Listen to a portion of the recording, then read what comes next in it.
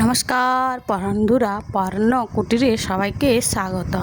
আজকে আমি একটা একদম নতুন রেসিপি নিয়ে হাজির হয়েছি আপনাদের সাথে। আজকে আমি বানাবো, এই যে এখানে নিয়ে নিয়েছি কাঁঠালের বীজ। এখন এই খোসাগুলো ছাড়িয়ে নেব। আমার যতটা লাগবে আমি পরিমাণ মতো খোসা ছাড়িয়ে নিয়েছি। এখন আমি এই খোসাগুলোকে বেশ ভালোভাবে ধুয়ে নেব। ধুয়ে নেওয়ার পর আমি এখন এগুলোকে এবারে সিদ্ধ হতে দেবো।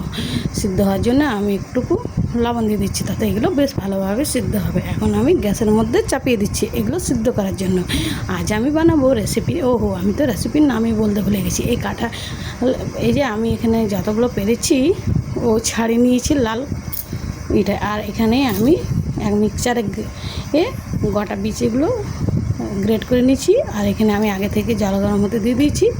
এখন আমি এই যে বেটে রাখা কাঁঠালের বীজ দিয়ে দেবো।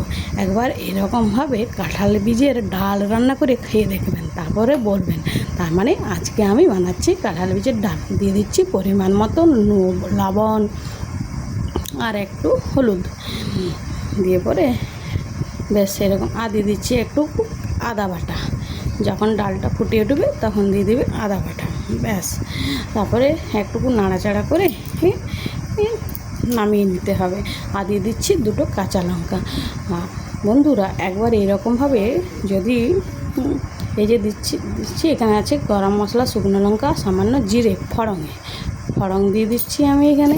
বন্ধুরা, একবার এরকমভাবে কাঁঠালের বীজের ডাল রান্না করে খেয়ে দেখবেন, তারপরে আমাকে দিয়ে দিচ্ছি কয়েকটি কুচানো পেঁয়াজ। বাস, পেঁয়াজটা ভাজা হয়ে গেলে এবারে দিয়ে দেবো ডালটা এর মধ্যে। এরকমভাবে একবার বানিয়ে খেয়ে দেখবেন, অপূর্ব স্বাদ। এই কাঁঠাল বীজের ডাল দিয়ে আপনি এক থালা ভাত তুলবেন, সাথে আর কিছু লাগবে না। তো এখন আমি ডালটা দিয়ে দিচ্ছি। এখানে আমি ডালটা দিয়ে দিয়েছি। বাস, এবারে একটু নাড়াচাড়া করে নামিয়ে দেবো। তো দেখতে পাচ্ছেন এখানে। ভিডিওটি যদি ভালো লাগে তাহলে অবশ্যই লাইক করবেন, কমেন্ট করবেন, চ্যানেলটিকে সাবস্ক্রাইব করবেন। ধন্যবাদ, নমস্কার, ভালো থাকবেন।